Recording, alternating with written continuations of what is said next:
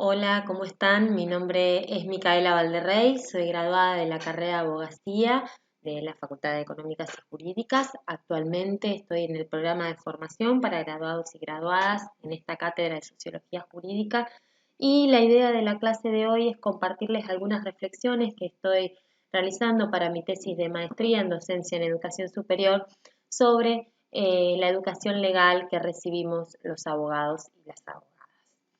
En este sentido, les propongo empezar a pensar, bueno, y contrastarlo. Ya podemos en esta instancia hacer un balance de qué es aquello que esperábamos de la carrera que elegimos cuando la elegimos y qué pensábamos en ese momento de para qué servía el derecho. Bueno, probablemente volvemos a una etapa axiológica, valorativa, con un fuerte ideal de justicia, ¿no? Del derecho para resolver los conflictos que tiene la gente, que la gente pueda ejercer sus derechos y de la mano de un abogado comprometido fuertemente con estas problemáticas. Probablemente puedan sentir una suerte de inseguridad respecto de la propia formación hacia lo que depara la inminente graduación. Bueno, ¿qué aprendemos en esta carrera de abogacía? Bueno, fuertemente vamos a decir la ley, los códigos, los civiles, los penales, alguna jurisprudencia, pero la más trascendente probablemente de la Corte Suprema y que haya sentado, o sea, que haya dado vuelta a algún caso de los que se denominan los leading case y que posiblemente hasta haya posibilitado una reforma legislativa. Doctrina, pero muchas veces no doctrina en el sentido de, no tanto quizá, de comentar algunos fallos, sino que leemos los manuales de prestigiosos doctrinarios en determinadas materias, sí, los civiles por determinado autor, los penales por otros, pero siempre con un manual a mano que lo que hace es comentar la ley más o menos en algunos casos contextualizar en el momento que se hizo cuál era su espíritu, pero no van mucho más allá de eso. Sí, en nuestras clases en general nos dan para resolver un caso, lo que naturalmente busca el estudiante de Derecho es cuál va a ser la ley aplicable a este caso y no hay otra reflexión acerca de los contextos en los que se está produciendo esta problemática.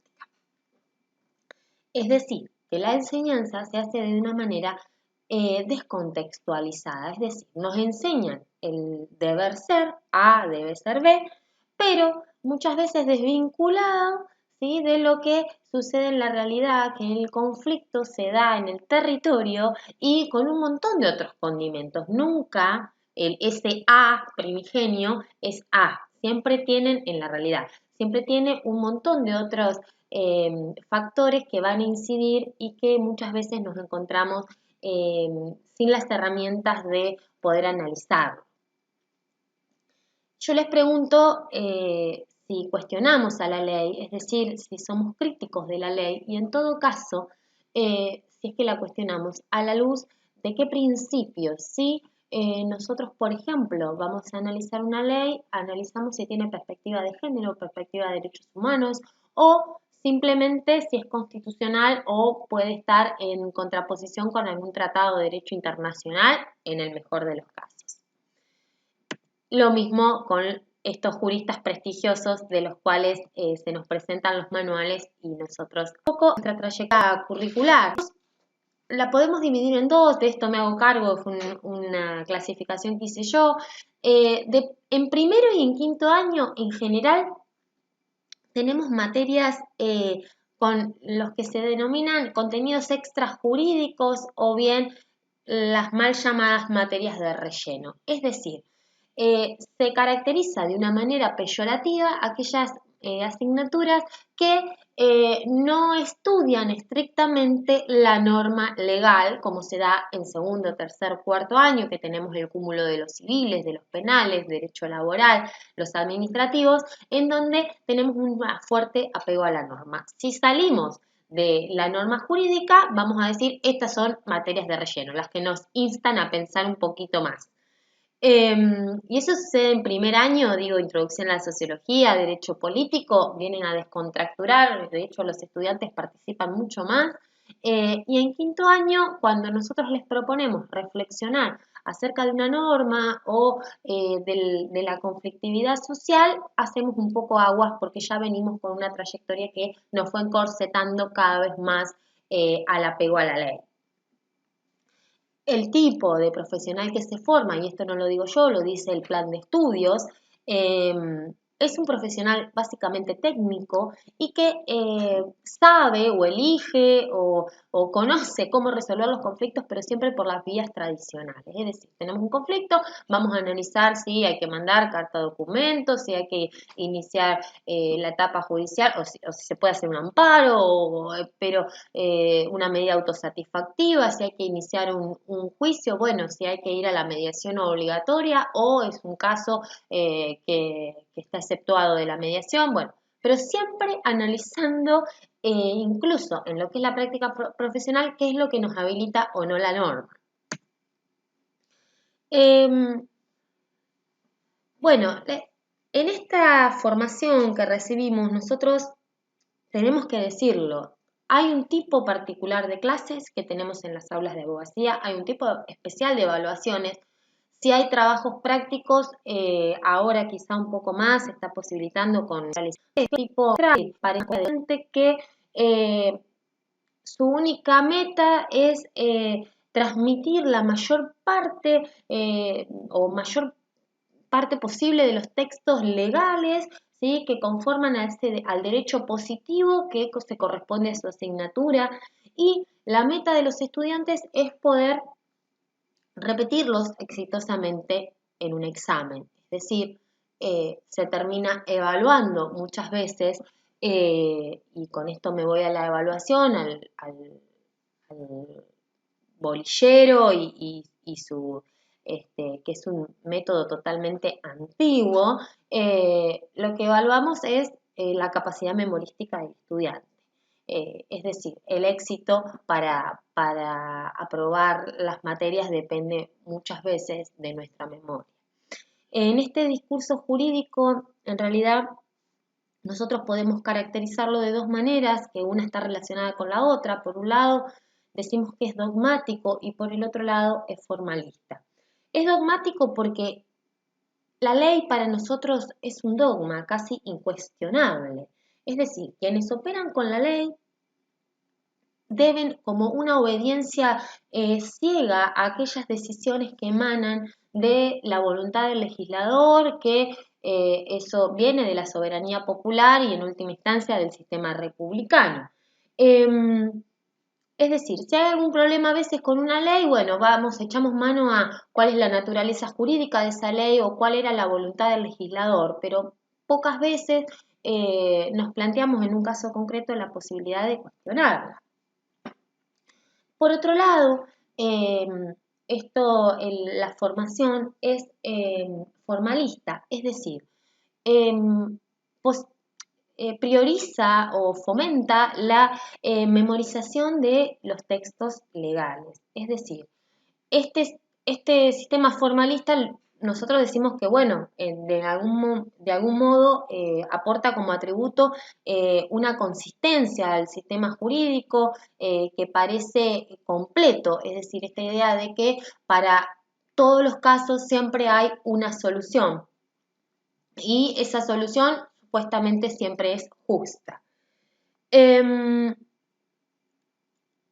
nosotros entonces tenemos situaciones que no están contempladas por la norma o bien la norma no respeta los ideales muchas veces de justicia, que allí ocurre muchas veces, digo, caso Carla Figueroa en General Pico, por aplicación del Instituto del Avenimiento, eso terminó en una muerte no solamente injusta, sino que totalmente evitable. Digo, poder analizar la norma en la aplicación de su caso concreto justamente y en atención especialmente a las víctimas, o a estos grupos en situación de vulnerabilidad, nos puede, de algún modo, a los operadores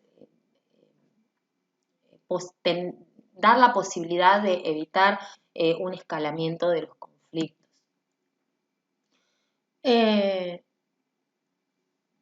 Decimos que el derecho es un discurso regulativo, es decir, la enseñanza nos impone una determinada forma de ser, una determinada manera de pensar y de resolver los conflictos, como decíamos siempre antes, por las vías tradicionales.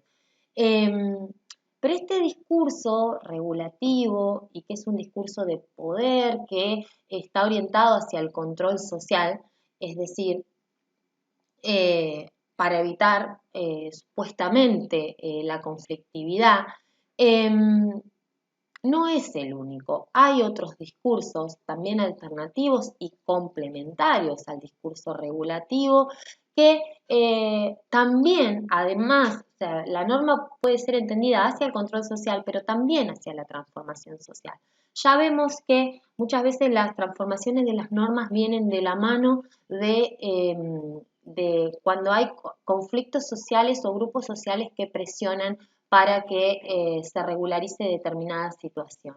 Lo vimos cuando salió la ley del matrimonio igualitario, lo vimos con la ley de identidad autopercibida, lo vimos con la sanción de la ley 26485 de violencia contra las mujeres. Lo vamos a ver, está en tratamiento la ley del aborto. Estos cambios legislativos siempre provienen de grupos sociales que se movilizan, es decir, de una sociedad que no está tan tranquila o controlada. El derecho es eficaz para el control social cuando la sociedad está tranquila, pero también, el derecho debe dar respuesta a estas transformaciones que se vienen exigiendo desde lo social. Es decir, como decimos en la Filmina, para atender a las necesidades de la gente. Ahora rápidamente voy a hacer una referencia a nuestro plan de estudios porque todo tiene su razón de ser, ¿sí? El plan de estudios del 95 de la facultad por el cual ustedes se han formado. Entre sus objetivos hay algunas inconsistencias probablemente con la formación efectiva y la educación legal que hemos recibido. No sé si saben, pero este plan de estudio, la carrera se crea en el año 94, se pone en marcha en el 95, fue una copia fiel del plan de estudios de la Universidad Nacional de La Plata, que databa del año 58, había tenido una reforma parcial en el 88, pero nosotros hicimos un copy-pegue de ese plan. Así que básicamente entre los objetivos hablaba de estimular la concepción crítica, de incentivar la investigación científica dentro de la facultad. Cuando hablamos de esto, hablamos desde la investigación desde los estudiantes, ¿no? Porque es el plan de estudios de la carrera. Posibilitar la capacitación, dice, para resolver problemas profesionales complejos, espíritu creativo, obtener soluciones jurídicas originales, ¿sí?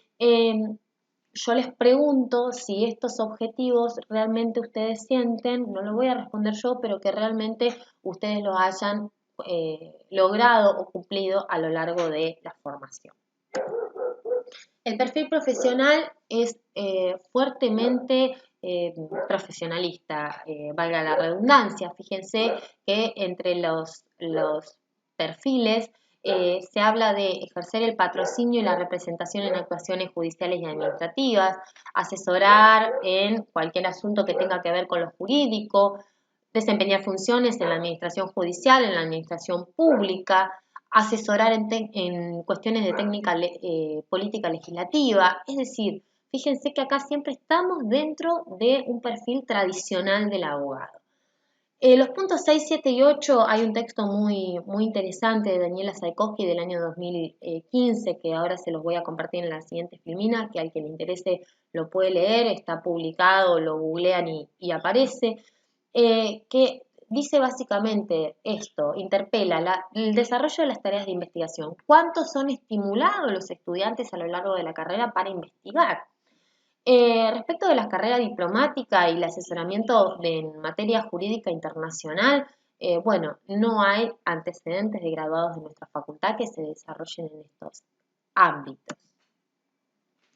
acá les hago referencia al texto que les nombraba, ¿sí? Del carácter que tiene el profesional. Daniel acá analiza el perfil del plan de estudios y cómo lo relaciona, ¿no? Con esto de la reproducción de la separación del derecho de su efectiva práctica social y, le agrego yo, de las demandas sociales.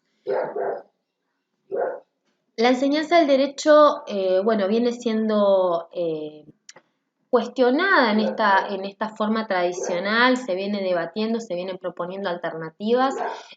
Básicamente les voy a nombrar para que vean que en los ámbitos donde se discute, hay una revista muy interesante de la UBA que se llama Academia, que es justamente de la enseñanza del derecho. También hay una comisión específica de el Congreso Nacional que se hace todos los años de Sociología Jurídica de Enseñanza del Derecho, y también está el Congreso de Enseñanza del Derecho que lo organiza siempre el Observatorio de la Enseñanza del Derecho de la Universidad de La Plata, que viene discutiendo o por lo menos posibilitando, habilitando espacios de discusión para que se participe de todas las universidades del país. Viene a cuestionar justamente estos métodos tradicionales del formalismo y del dogmatismo que veníamos hablando y proponer alternativas que incorporen, como decíamos, la perspectiva de género, la perspectiva de los derechos humanos y básicamente proponer una dogmática diferente, una dogmática crítica, es decir, que se empiece a enseñar cómo argumentar el derecho, es decir, detectar inconsistencias, pero también resaltar que nuestra carrera es una carrera fuertemente argumentativa, es decir, para un lado o para el otro, estemos de donde estemos, del lado de la biblioteca, podemos echar mano debemos echar mano a argumentos jurídicos. Uy, cambié la figura.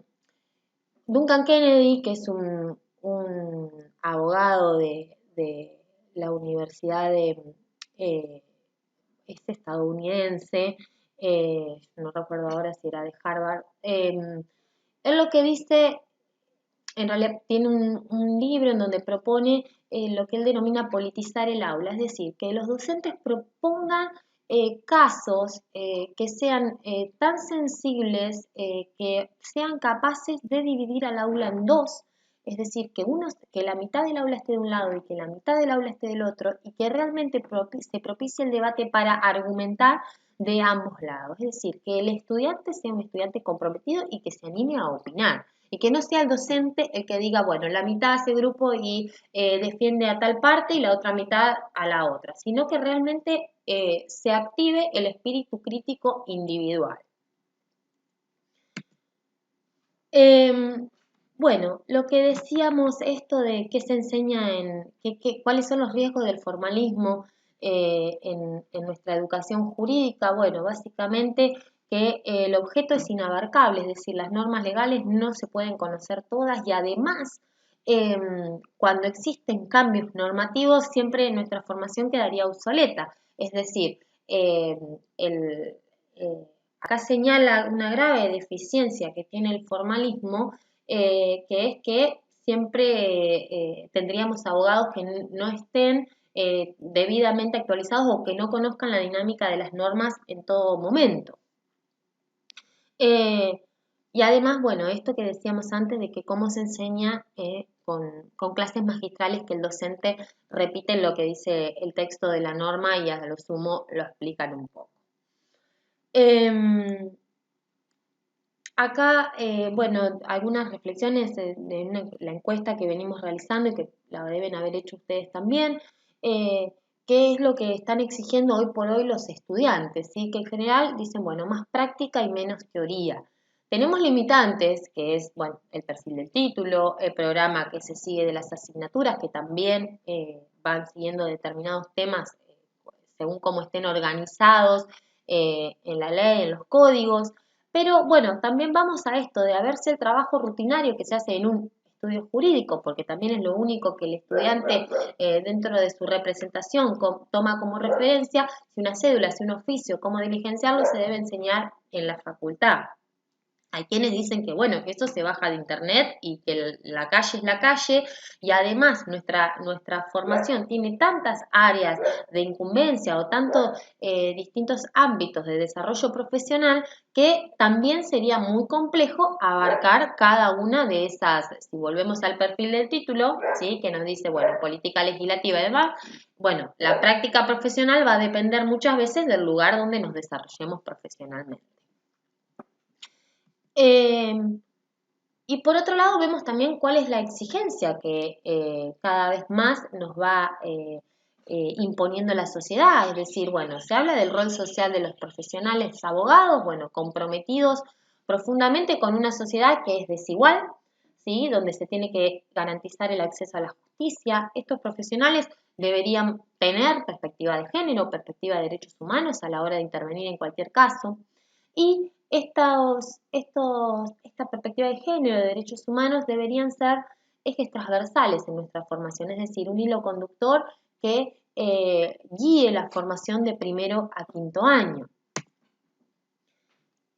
Nosotros identificamos, que no lo quería pasar por alto, a los ausentes, es decir, los grupos que nosotros no tenemos en miras al momento de formarnos, ¿sí? ¿Quiénes son estos grupos? Bueno, los grupos vulnerables, personas migrantes, mujeres, niños, niñas y adolescentes, ancianos o adultos mayores, eh, afrodescendientes, las personas privadas de la libertad. Bueno, no sé en qué punto tenemos en claro cuáles son los derechos de estos grupos y el especial tratamiento que deben tener a la hora de darse una situación con, que los involucre. ¿Cómo acceden estos grupos a la justicia? ¿Cómo ejercen efectivamente sus derechos? ¿Y qué tipo de abogados están dispuestos a acercarles la justicia? Es decir, en general, cuando a los graduados se les pregunta sobre estos grupos que claramente no pueden pagar, lo que dicen es, bueno, para eso tienen la Defensoría, el Colegio Público de Abogados, que tiene una parte de atención gratuita, los voluntariados, o para eso está la extensión universitaria. Es decir, el graduado que ejerce la profesión no está dispuesto a patrocinar a gente que no esté posibilitada de abonar sus honorarios. Y acá, obviamente, que se atraviesa la cuestión de los derechos humanos y del ejercicio de los derechos de todos y de todas por igual. Y volvemos a aquello que teníamos en miras al estudiar esta carrera, que era la justicia, de que todos podamos ejercer nuestros derechos y cómo nos vamos formando para un determinado lugar en que el profesional se va erigiendo en un perfil fuertemente que cobra por cada uno de sus trabajos. No sé qué vocación social existe hoy por hoy en los abogados y en las abogadas. El nuevo plan de estudios seguro que propone nuevos desafíos, nuevos horizontes, hay que verlo andar, todavía recién este año se ha implementado y encima en el contexto del COVID, pero bueno, debemos decir que ya se había agregado, en el 2011 se había aprobado la práctica profesional comunitaria como una asignatura o un espacio obligatorio que deben cumplir los futuros profesionales. Y bueno, debemos decir que el nuevo plan interpela de manera explícita a los modos tradicionales de la enseñanza del derecho, ¿sí? Habla de la incorporación en forma transversal de la temática de derechos humanos y en la necesidad de fortalecer la formación práctica. Esto lo dice el plan en su fundamentación, no lo estoy diciendo yo, así que es muy, por lo menos desde lo formal, muy alentador. El nuevo plan de estudio, bueno, habla del respeto de los derechos humanos, de poder asumir obligaciones que tengan que ver con las demandas sociales colectivas, ¿sí? De la incorporación de los sectores excluidos al acceso a la justicia. Y dentro de las capacidades que van a tener los profesionales del derecho, bueno, habla de los valores, de los compromisos éticos, de la solidaridad social, del respeto por los derechos humanos y del análisis crítico del derecho positivo y las prácticas jurídicas, que es lo que veníamos hablando. De alguna manera, formaliza esto de la enseñanza crítica del derecho y de su necesidad.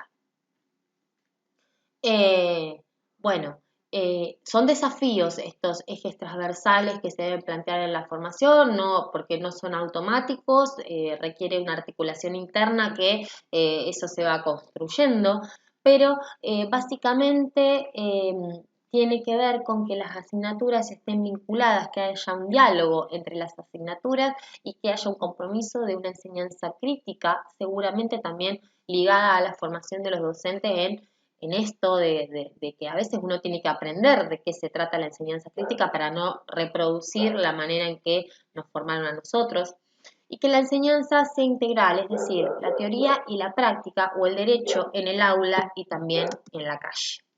Muchas gracias, les agradezco un montón, ya van a ver, tienen 3 artículos para hacer un trabajo práctico y bueno, los esperamos, cualquier consulta que tengan que hacer, estamos a disposición. Hasta luego.